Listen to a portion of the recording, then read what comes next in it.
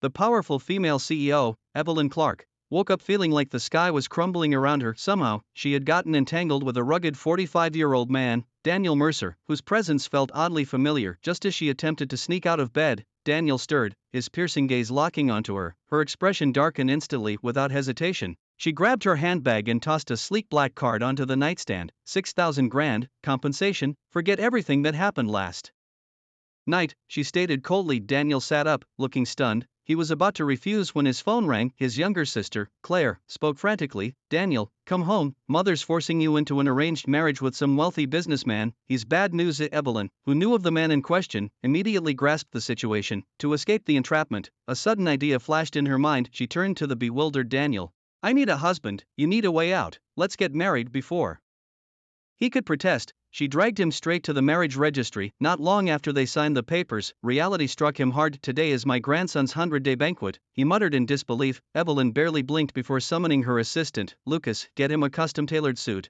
the finest money can buy. She sent Daniel ahead to the banquet, promising to follow after handling urgent business. Meanwhile, at the opulent banquet hall, his ex-wife, Victoria, arrived with her new husband and notorious corporate bully, Richard Langley. When Daniel walked in, dressed to perfection, the crowd went silent. The sharp cut of his suit, the luxurious fabric, it was a transformation beyond belief. Richard's face shifted slightly, a flicker of unease passing through his eyes. Victoria sneered, that suit must be rented. No matter how you dress, you still reek of poverty. With a smirk, she stepped forward, blocking his path. Her voice dripped with disdain. Don't come near my grandson, I don't want you infecting him with your low-class germs. His daughter-in-law, Amelia, instinctively retreated. Other guests exchanged awkward glances, some even stepping away. Just then, his biological son, Nathan, strolled in, tossing a set of luxury car keys toward him. For a moment, Daniel thought his son was offering a gift, but the next words shattered him. Park it for me, Nathan said, smirking. The hall went deathly silent. Then, as if to twist the knife deeper, Nathan threw a wad of cash